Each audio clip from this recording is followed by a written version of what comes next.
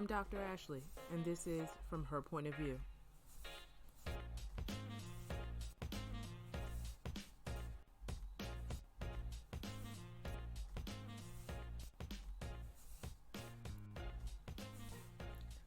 Before we get going, I want to speak on a little topic that's of interest to me right now. I know many of you have heard about the shooting death of Ahmaud Arbery. Of course, there are many other cases of black men being gunned down like animals, but this one seems to be the one permeating the media right now.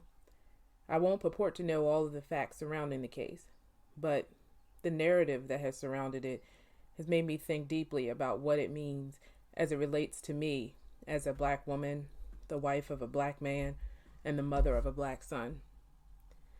My family lives in a white community, in a white town, in a white county. We are that proverbial fly in a glass of milk. Many of the neighbors exercise their right to bear arms, as is their right. And while we haven't had any overtly racist encounters during our time here, we're still on high alert. We have had to have conversations with our son about being careful when playing outside. Not necessarily because we're in imminent fear of him being gunned down while running around with his friends, but because if something bad happens while he's out there with them, he will be assumed to be the culprit.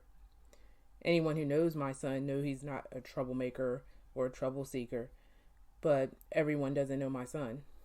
And to some, he's branded with that negative connotation that comes along with being a black boy. And that will only become compounded when he becomes a black man. I'm scared for him. And unfortunately, I don't really see anything happening that will indicate that this is going to change.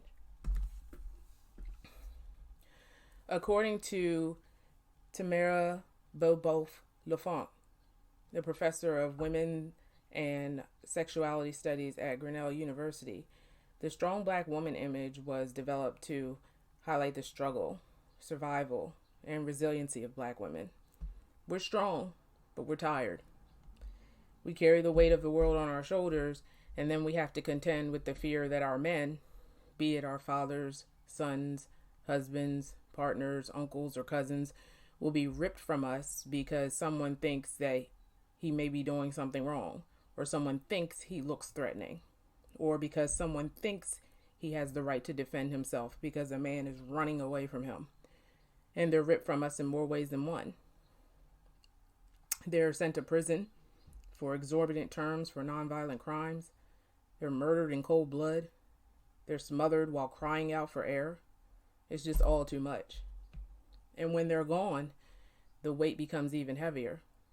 We're left to raise their sons without them, and we're required to prepare them for a reality that we have not directly experienced. We do it because we're strong. We're strong black women, but it isn't easy. Here's my point of view. My heart breaks for the families that have lost their beloved sons by the hands of people that have absolutely no right to take those lives. The lives of those men are over. The hopes, dreams, and aspirations and potential has gone with them. And while I'm heartbroken, I'm a realist. I see what has been, I see what is, and I'm preparing for what's coming. I will continue to try to prepare my son for life as a black man in America. I will continue to have conversations with my friends, neighbors, and students about what is taking place and the ways we can support each other through these unfortunate occurrences.